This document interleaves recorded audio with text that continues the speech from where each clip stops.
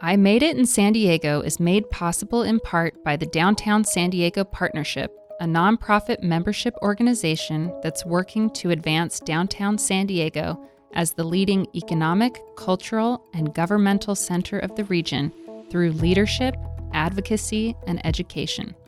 Join the Downtown Partnership for a free workout between 8 a.m. and noon, Saturday, October 7th on Island Street between 4th and 5th Avenue.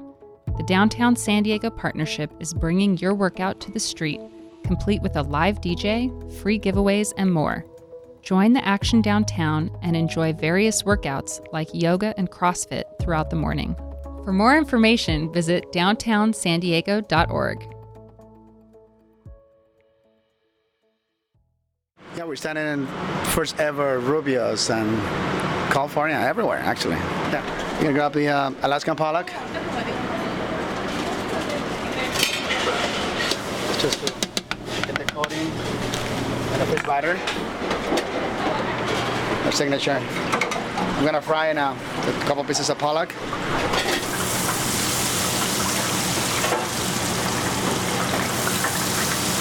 while we're frying that, we're gonna get some stone ground corn tortillas.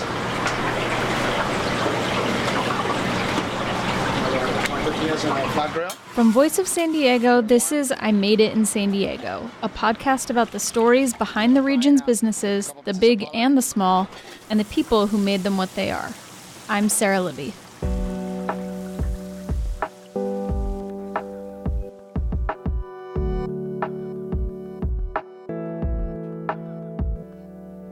As an editor, I kind of cringe whenever I read any big national news story about San Diego because it will inevitably find a way to mention two things: the beach and fish tacos. Even when it's a story about politics or something completely unrelated to either of those things, people just can't help themselves. They think of San Diego and they have to bring up the beach and fish tacos. Now, the beach has always been around. But it might surprise you to learn that when Ralph Rubio opened his first restaurant built around the fish taco, this thing that has become so synonymous with San Diego that it's now a cliche, no one came. Because it was just too weird. This was in the early 80s when a taco pretty much always meant a hard shell and ground beef. Even just using a soft tortilla made of yellow corn was strange at the time. And then to fill it with fried fish? It was a hard sell, and that was something that Ralph had not seen coming. I was very naive. I told you about my love for fish tacos, and I transfer that to, well, everyone's going to love fish tacos because I do. And so when we opened the restaurant, I expected people to flock. And actually, for the first year or two, it was very slow. It was, we built it and nobody came. But what saved us was we had to educate people, and it was through word of mouth. A few people would come in early on. They would fall in love with fish tacos at Rubio's on Mission Bay Drive. They would tell their friends, and so slowly we built the business. And after year two, it kind of caught on locally. But yeah, there was a lot of resistance. I was surprised when people would say, "What, fish and a tortilla? What are you thinking?" That thought never occurred to me. And so I was ignorant of that, or that possibility. I didn't realize what a marketing challenge I was in for. The reason Ralph had just assumed people would have this instant appreciation for fish tacos was because he'd himself had some pretty transcendent moments with Baja fish tacos. He began traveling down to Mexico on spring break and on other trips while he was a student at San Diego State. A bunch of young dudes on spring break, I'm guessing they got up to some shenanigans on those trips, but all Ralph talks about, the thing that really stuck with him, was the fish tacos and beer in San Felipe, which is a small fishing village. As a freshman on spring break, a bunch of us from Zura Dorm, where I was living on campus, went down to San Felipe to eat fish tacos and drink beer. Now, I'd never had a fish taco, never even heard of one, and I grew up around a lot of great Mexican food growing up because my parents were from Mexico. But I'm an adventurous eater, and so I thought I'd give it a go. And so I remember I'm 19 years old, bite into my first fish taco in this little fishing village of San Felipe, and I was in love. Let me back up even further than that freshman year at SDSU. Before Ralph had even started college, he had a general plan for what he wanted to do in life. And the plan came from his dad. An important part of this story is my dad. I'm the oldest of 5, and so he was my mentor. I looked up to him. He was an entrepreneur as I was growing up as a child. He developed a very successful career in plastics without a college education. He immigrated from Mexico, taught himself English, and achieved great success. But even with this success he had in plastics, on nights and weekends, he was always trying to start his own business. And so I saw that, and I would hang out with him when he was doing it. So when I came down here in 1973 to go to San Diego State as a freshman, I had in the back of my mind that one day I was going to own my own business. Because when I was very young, my dad just remarked to me, "Son, if you ever have a chance, owning your own business, I've got to think is the most wonderful thing in the world. That's the best option." So that really stuck with me. I think you can see where this is going. Ralph had known his ultimate long-term goal was to start his own business. Then he spends 4 or 5 years making these pilgrimages down to San Felipe to eat fish tacos and drink beer. Those two things, it seems like, were meant to go together, like chocolate and peanut butter. Except instead of chocolate and peanut butter, it was opening a restaurant and serving fish tacos. I'm sitting at a fish taco stand with my roommates, drinking Coronas, and the light bulb went off, and I thought, I had my epiphany, and I said, you know what? I see all these college students loving fish tacos. Nobody is serving these in San Diego. Why don't I do it? And so that's where the genesis of Rubio's came from. So was there any point during that first year when it was slow when you thought maybe this isn't going to work? There were. And, trying to keep labor costs down. My mom and my dad, we pitched in, and my brothers and my sister, they all had equity in the business. So, we were working as much as they were working as much as they needed to, but it was so slow. Sometimes it was just me washing the dishes at night. And, there'd be a Saturday night. I'm 29 years old. My friends are out partying, having a great time. And there I am washing pots and pans in Mission Bay on midnight on a Saturday. And I'm going, what is this? Is this what it's going to be like? And it was never my intention to just work in one restaurant. The idea was to build a prototype that we could scale into a chain of restaurants. And so, but, the thing that encouraged me, and there were a few times where I really thought, I wonder if this is really going to work. And I had my doubts, but there weren't that many. And the reason was because the first year, on graph paper, I noted I did a line graph of our sales for the first 2 years, month by month. And if you look at the trajectory, it starts very low, and then it just gradually builds month after a successive month. It got better and better. And if you look at the end of the 2 years, it's just a gradually growing line going north.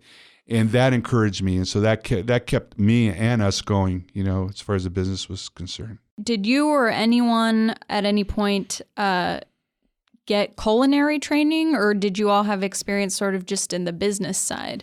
Yeah, mostly I had the experience on the business side. Culinary training over time, I've always headed up the culinary efforts at Rubio's, but I'm self-taught. But we hired professionals from the get-go. And so we've got a great team of culinary professionals at Rubio's now, Justin, Dana, Taylor. There's really 4 of us, and then we bring outside people every now and then.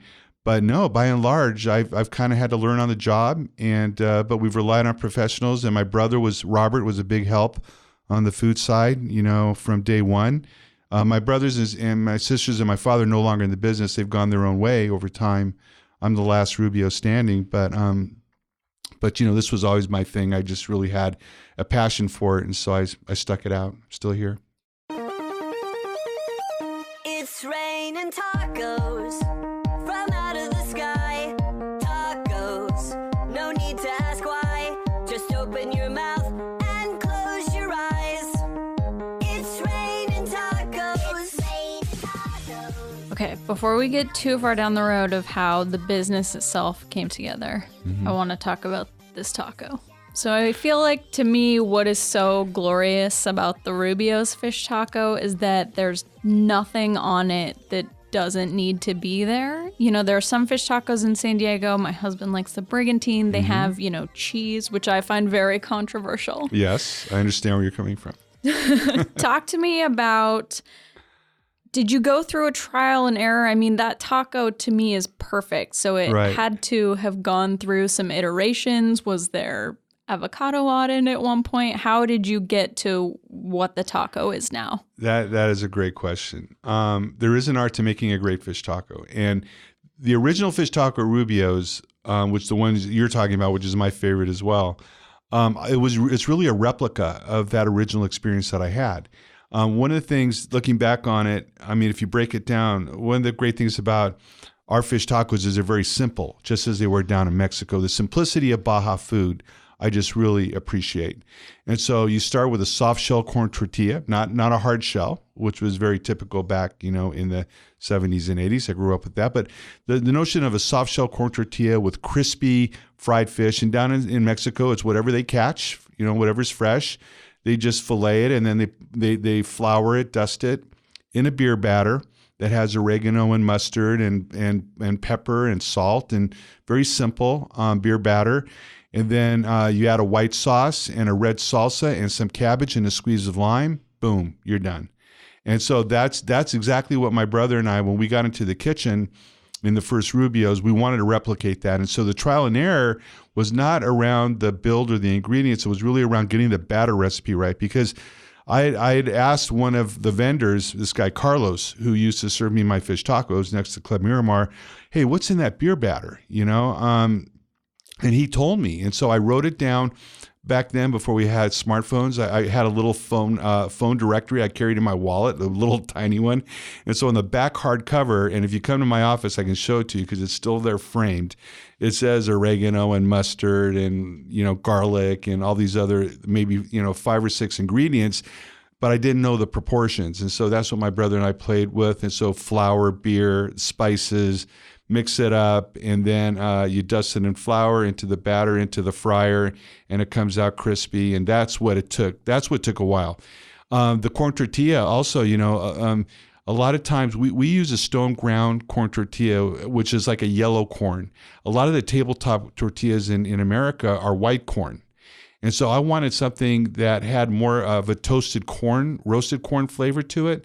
And so working with the local tortilleria, we devised a thicker yellow corn tortilla, which was a bit revolutionary back in 1983, because typically you go to a taqueria and it would be too thin corn tortillas, and they were typically white corn. So the flavor profile was different.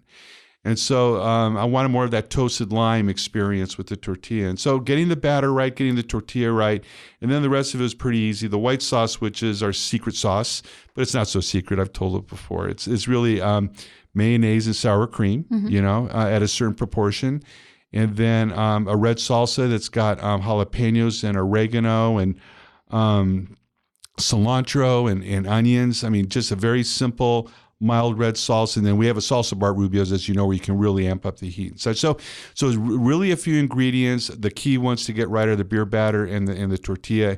And you're right, there's an art to it. But, it's interesting how, fish tacos have proliferated and all these different versions now. I mean, people are getting really creative. You go to George's at the Cove and have a swordfish, grilled taco with some kind of fancy cabbage on it, and they're going to charge, $10 or something. But I still think ours are the best. Yeah. So just like fish tacos maybe weren't the norm when you were starting out, I feel like Rubio's is in kind of its own lane a little bit as maybe a fast casual chain, you would call it. Yes. Here in this office in downtown, we can walk to Tender Greens, we can walk to the kebab shop, and lots of places like that now.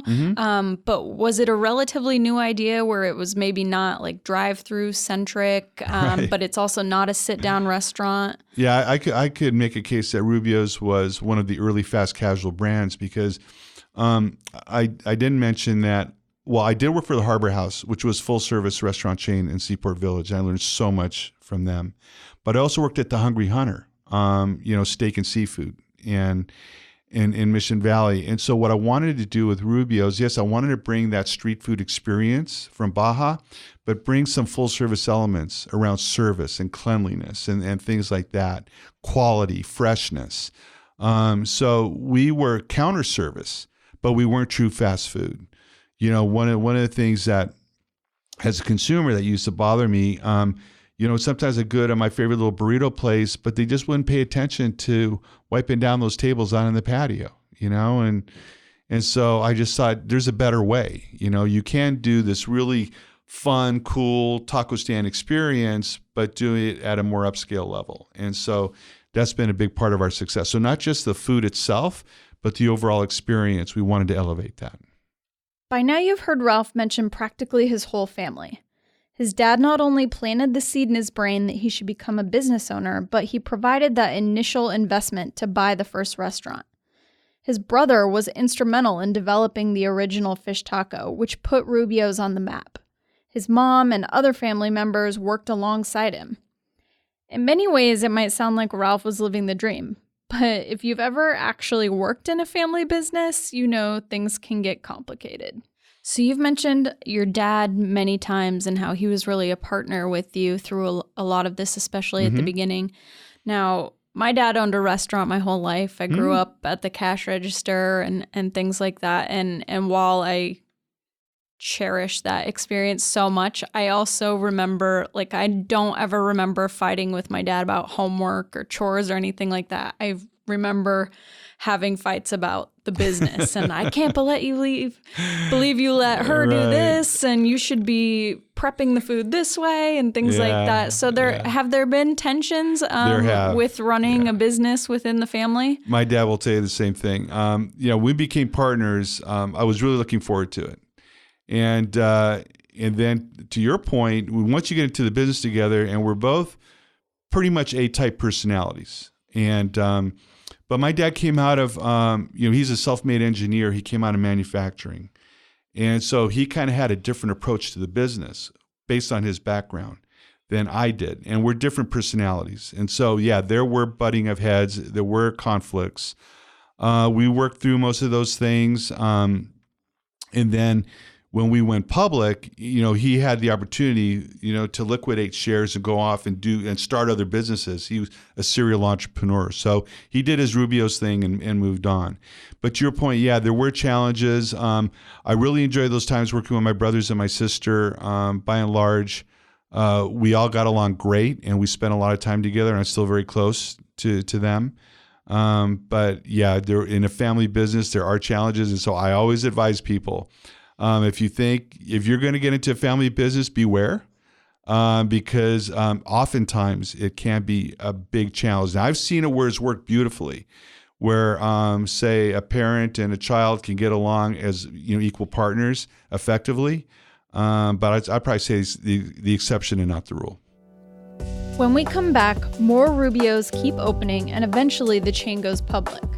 And then later, it goes unpublic. Hear about the struggles that came with growing so much so quickly.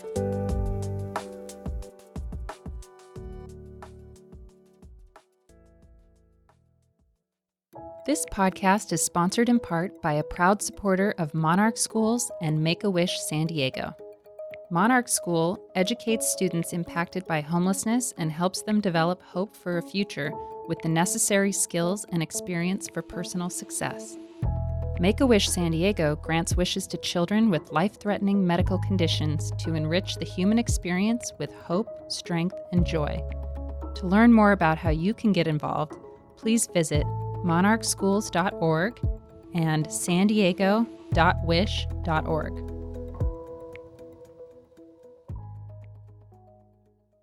Hey, welcome back to I Made It in San Diego. I'm Sarah Libby.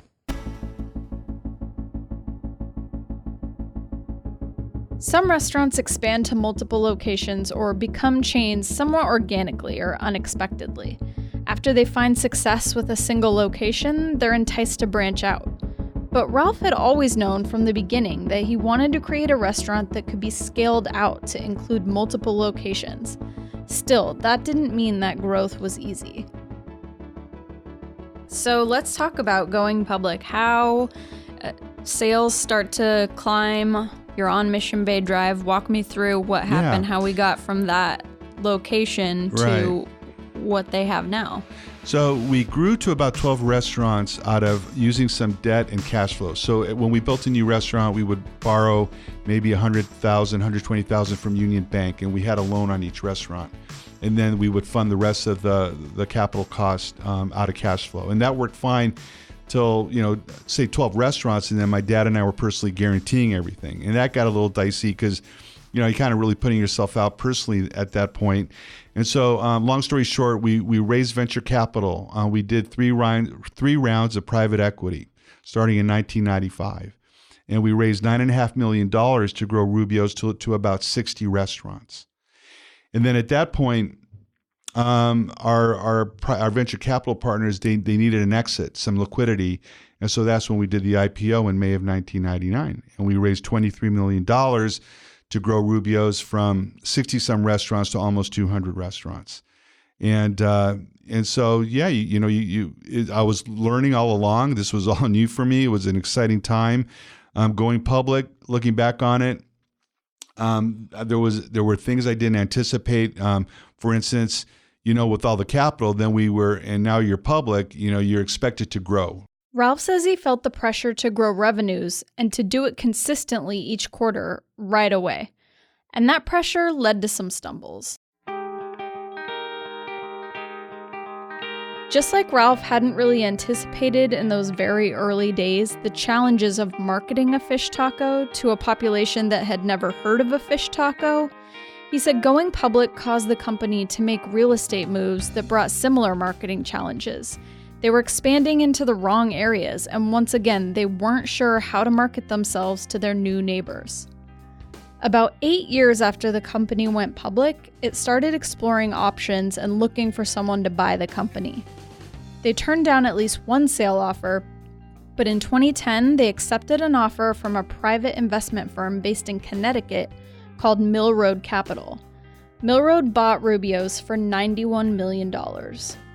The sale meant the company was private once again, but not a ton changed operationally. The company kept its headquarters in Carlsbad, the management team stayed intact, and Ralph Rubio retained an ownership role and a spot on the board of directors. The restaurant has gone through some big changes, though, when it comes to the customer experience. Instead of trying to compete directly with the Chipotles and the Baja Freshes and La Salsas of the world, they focused on the thing that made Rubio's unique: the seafood. They banked on the idea that having that differentiation would be the key. And it's largely worked so far. But seafood has its own set of challenges, including everything from sustainability to when you're actually allowed to use the word lobster.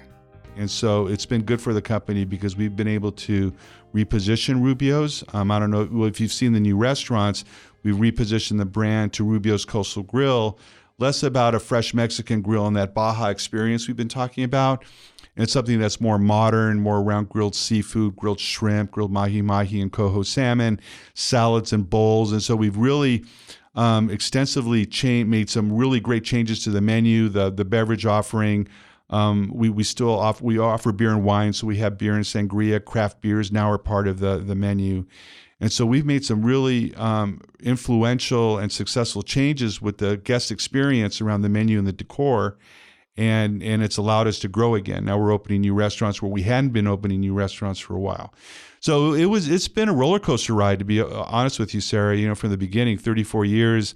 I don't regret any of it. There's a lot of lessons learned. It's been super exciting, and so it feels like we're about to embark on a new era.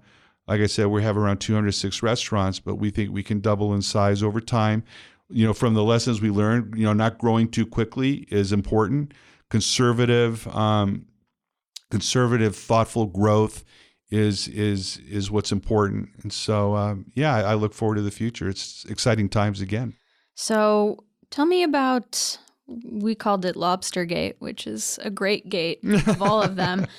So this was a lawsuit filed against Rubio's back in 2005 about the distinction with calling something lobster that includes langostino, which is common in San Diego. What happened there, and did you learn any lessons from that? Yeah, we vetted the notion of referring to our langostino as langostino lobster with experts. Our marketing department spent a lot of time on it. We had documentation. We went through governmental agencies. Was it the FDA maybe at the time? And so we thought we had this all buttoned up. But I guess there was this gray area around langostino and lobster that I wasn't fully aware of, and probably you could say the company wasn't. And so we're into it, and we're marketing our langostino as lobster, maybe referring to it as. Right now, you can, as long as you modify it by calling it langostino lobster, you're okay. But if you just call it lobster, that's when you get into trouble. But we didn't know that then, and so we were advertising, we were selling it, people loved it. And then there was a plaintiff's attorney who took the opportunity to turn into a class action lawsuit. They were just looking for someone to take advantage of, and that was us. And so we got into this litigation that we settled for a lot of money, and it was a hard lesson learned. Looking back on it, did we make a mistake? I could argue that we were in the right. That we had our documentation, that we had vetted it with the governmental agencies that we were supposed to. But at the time, we just decided to settle it because it would have been very expensive to defend. And so we've gone forward, we still serve the very same thing. We just refer to it consistently as langostino lobster, and it works fine. So you mentioned that the menu has undergone some changes lately. There are a lot of healthy options. I think there's quinoa on the menu, which is very Southern brown California. Rice and quinoa, it's very new. Have you ever had any menu items that just bombed and you could tell right away that it maybe wasn't a good idea? Calamari. We had a calamari burrito. It was fried calamari in a burrito that didn't do so well, though. A lot of times you don't know, it tasted delicious, we thought. And, but then you put it on the marketplace. Another one was a cheeseburger taco, which I thought was really interesting with a nice aioli sauce. And it was burger on a flour tortilla with some lettuce and tomato, or salsa fresca in our case. And it was really delicious, but it didn't do so well. There was too much of a disconnect. We were reaching too far, but that's the thing about Rubio's. We're willing to take risks, and we try to be progressive, and we try to pioneer new ground around culinary ground when we can, and so you're going to make mistakes every now and then. But by and large, we've had a lot more successes than we've had failures.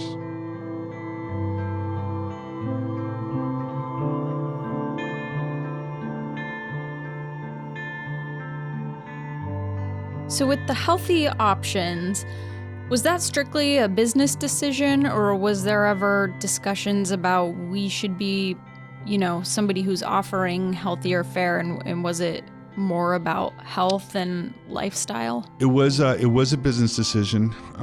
When Mill Road came into the picture, they have ideas as in terms of thought leadership, strategy, where we could take the brand. They'd been following Rubio's for a while, and they had an investment in Rubio's when we were public. And they're really smart guys.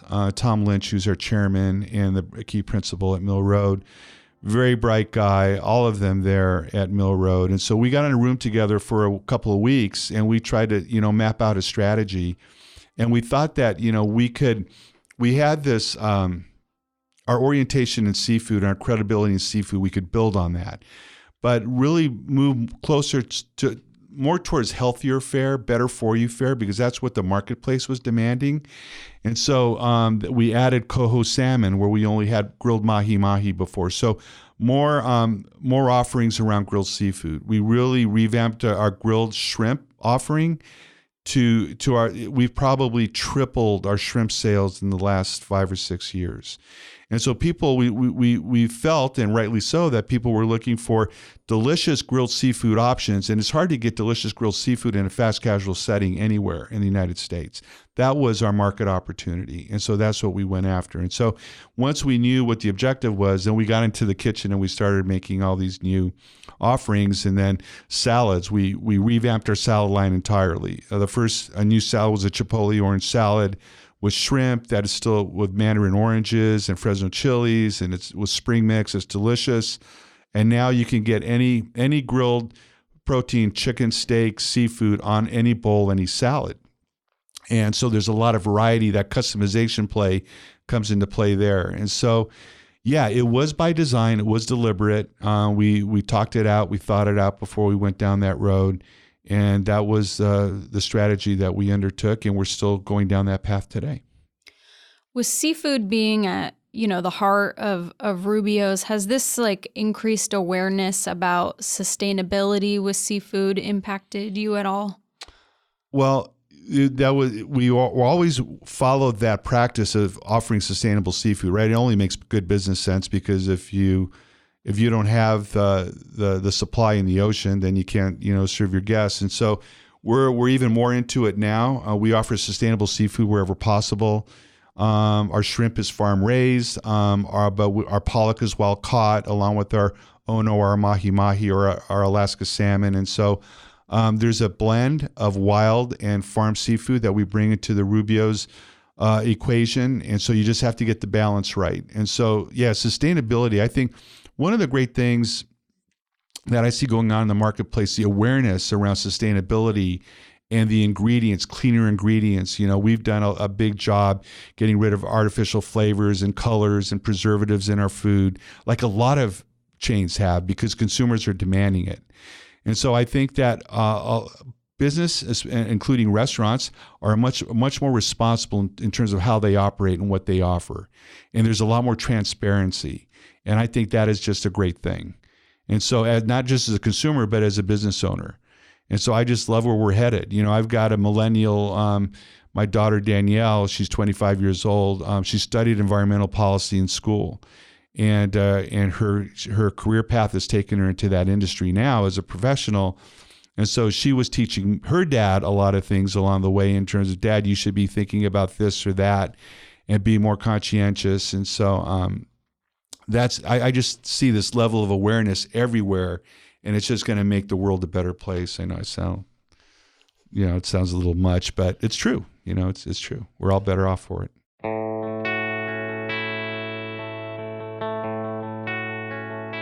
Thanks for listening to I Made It in San Diego. I wrote the show, Kinsey Moreland produced it, Scott Lewis edited the script, and Adam Greenfield mastered and mixed it. Visit voiceofsandiego.org/podcast to learn more about our weekly Voice of San Diego political affairs show, our Good Schools for All education podcast, the Kept Faith sports podcast, San Diego Beer Talk Radio, and all the shows in the VOSD podcast network. If you like the show, go to voiceofsandiego.org and click the donate button. Or if you'd like to sponsor it, contact Kinsey Moreland at kinsey@vosd.org.